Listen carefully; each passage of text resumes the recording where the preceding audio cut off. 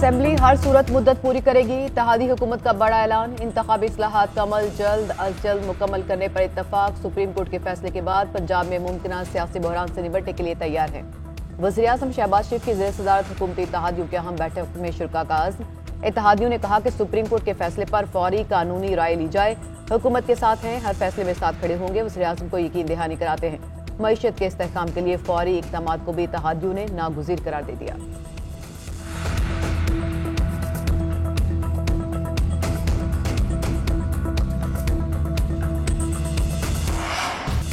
मुनहरिफ अरकान का वोट शुमार नहीं होगा। ताहयात नाअहली का खतरा टल गया। सुप्रीम कोर्ट ने सदारती रेफरेंस में अपनी राय से आगाह कर दिया। PTI की दरख्वास्तें खारिज। तहरीरी फैसला 3-2 से सुनाया गया।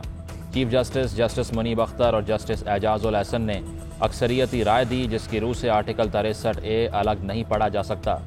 वक्त आ गया कि मुनहरिफ अरकान के हवाले से पार्लियामान कानून साजी करे। मुस्तकबिल में इनहराफ रोकने का सवाल वापस भिजवा दिया गया।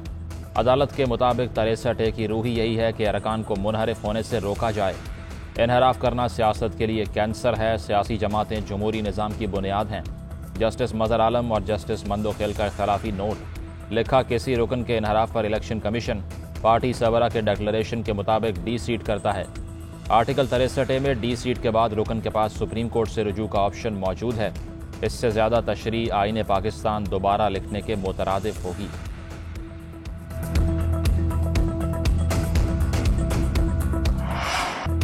असेंबली हर सूरत मुद्दत पूरी करेगी। इत्तेहादी हुकूमत का बड़ा ऐलान। इंतखाबी इस्लाहात का अमल जल्द अज जल्द मुकम्मल करने पर इत्तफाक। सुप्रीम कोर्ट के फैसले के बाद पंजाब में मुमकिन सियासी बहरान से निपटने के लिए तैयार है।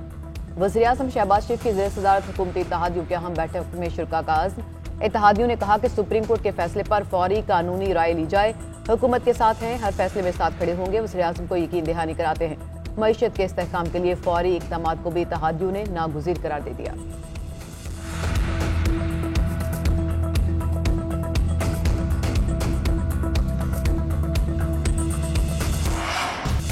मुनहरिफ अरकान का वोट शुमार नहीं होगा। ताहयात नाअहली का खतरा टल गया। सुप्रीम कोर्ट ने सदारती रेफरेंस में अपनी राय से आगाह कर दिया। PTI की दरख्वास्तें खारिज। तहरीरी फैसला 3-2 से सुनाया गया। Chief justice justice Muneeb Akhtar और जस्टिस एजाजुल एहसन ने अक्सरियती राय दी, जिसकी रूह से आर्टिकल 63A अलग नहीं पढ़ा जा सकता। वक्त आ गया कि मुनहरिफ अरकान के हवाले से पार्लियामान कानून साजी करे। मुस्तकबिल में इनहराफ रोकने का सवाल वापस भिजवा दिया गया। अदालत के मुताबिक 63A की रूह ही यही है कि अरकान को मुनहरिफ होने से रोका जाए। इनहराफ करना सियासत के लिए कैंसर है। सियासी जमातें जमहूरी निज़ाम की बुनियाद हैं। जस्टिस मज़हर आलम और जस्टिस मंदोखेल का खिलाफी नोट। लिखा, किसी रुकन के इनहराफ पर इलेक्शन कमीशन पार्टी सरबराह के डिक्लेरेशन के मुताबिक डी सीट करता है। आर्टिकल 63A में डी सीट के बाद रुकन के पास सुप्रीम कोर्ट से रुजू का ऑप्शन मौजूद है। इससे ज़्यादा तशरीह आईन पाकिस्तान दोबारा लिखने के मुतरादिफ होगी।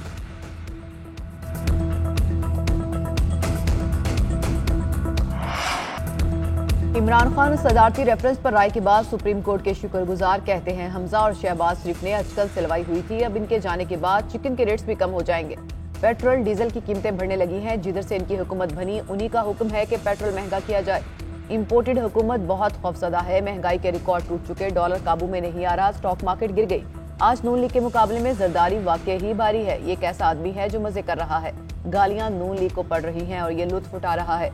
यही सबसे बड़ी बीमारी है। अब इनके पास एक ही रास्ता है, इलेक्शन का ऐलान करें और अवाम के पास जाएं।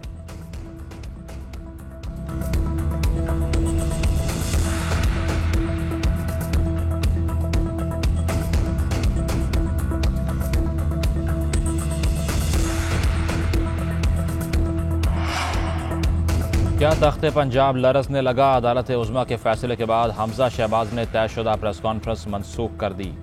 कानूनी माहिरीन को मुशावरत के लिए तलब कर लिया। किसी भी हंगामी सूरत हाल के हवाले से मुशावरत, आइनी ऑप्शंस पर बातचीत हुई। अता तारड़ कहते हैं, पंजाब के वज़ीर आला हमजा शहबाज ही हैं। अवाम नून लीग को एतमाद का वोट दे चुके। इमरानी दौर में करप्शन के रिकॉर्ड बने, पहले इसका जवाब दिया जाए। इमरान खान ने 6500 कनाल की ज़मीन पर लोगों को पैसे नहीं दिए और कब्जा कर लिया।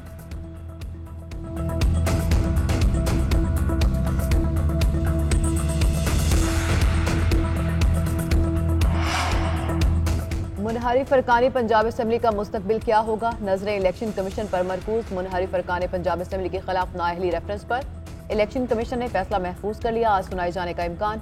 समाअत के मौके पर मुनहरिफ अरकान के वकील ने दलाइल दिए कि सिर्फ 2 अरकान को शो कॉज नोटिस मिला। 18 अप्रैल को जो डिक्लेरेशन भिजवाया गया उसकी कॉपी भी अरकान को नहीं मिली। पीटीआई के वकील बैरिस्टर अली जफर ने कहा कि पार्टी पॉलिसी मीडिया पर दिन रात चलती रही। 1 अप्रैल को परवेज इलाही को वज़ीर आला का वोट देने का ऐलान किया। पार्लिमानी पार्टी के अरकान ने फैसले की मंजूरी दी। मुनहरिफ अरकान का मौकिफ जागते में सोने जैसा है, जो किसी भी तरह मंतकी नहीं है।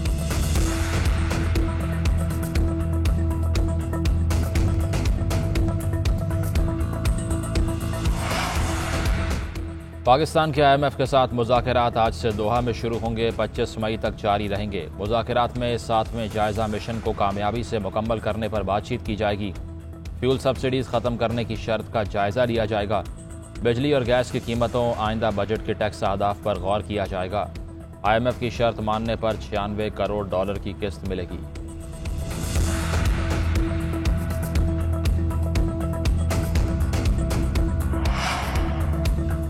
बिलावल भुट्टो जरदारी दौरा अमेरिका पर न्यूयॉर्क पहुंच गए। वज़ीर ख़ारजा global food security call for action के वज़ारती इजलास में शिरकत करेंगे।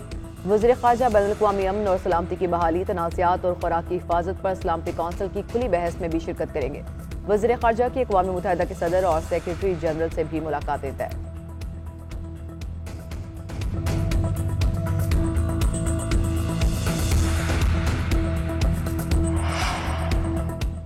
साबिक़ वज़ीर ख़जाना अब्दुल हफीज़ शेख अचानक कराची पहुँच गए। हवाई अड्डे पर गैर मामूली प्रोटोकॉल। हफीज़ शेख के FBR रिफंड और सब्सिडी केस पर नैब रेफरेंस में अदालत ने वारंट गिरफ्तारी भी जारी कर रखे हैं। हफीज़ शेख अमरीका से बरास्ता दुबई कराची पहुँचे। तर्जुमान नैब कराची के मुताबिक नैब को हफीज़ शेख की आमद की कोई इत्तला नहीं थी।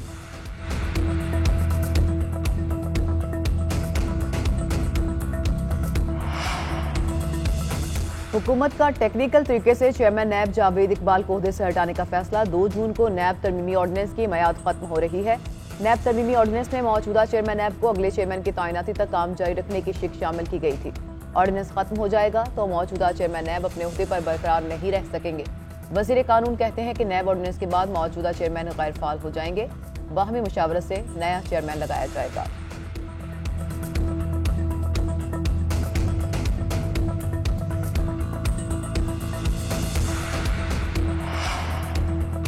नैब कानून में तरमीम के लिए कमेटी तश्कील। वज़ीर कानून कमेटी के सरबराह होंगे। वकला, बैंकारी के शोबे से वाबस्ता अफराद और ब्यूरोक्रेसी इस कमेटी में तजावीज़ पेश करेगी। वफाकी काबीना के इजलास में कमेटी को ग्रीन सिग्नल। अरकान ने कहा कि नैब का काला कानून सिर्फ सियासी मकासद के लिए है। सरकारी एहलकारों को भी हिरासा किया जाता रहा। ब्यूरोक्रेसी इसी दबाव की वजह से फैसले लेने से डरती रही, जिसकी वजह से अहम उमूर पर मुल्क का नुकसान होता रहा।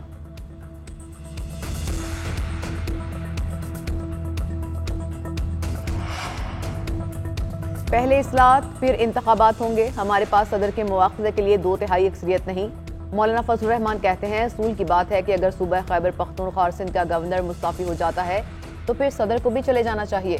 नवाज शरीफ की वापसी की राह में जो कानूनी पेचीदगियां हैं उनको दूर करना होगा। भुट्टो को रियायत मिली, ना नवाज शरीफ को। इमरान खान कौन सा फरिश्ता है कि उसके साथ कोई खुसूसी रियायत की जाए। PTI का चूरन ज्यादा देर नहीं बिक सकता। फजलुर रहमान की जरदारी हाउस आमद। आसिफ अली जरदारी से मुलाकात में सुप्रीम कोर्ट के फैसले पर मुशावरत। चेयरमैन सेनेट के खिलाफ तहरीक अदम एतमाद के मामले पर भी बातचीत।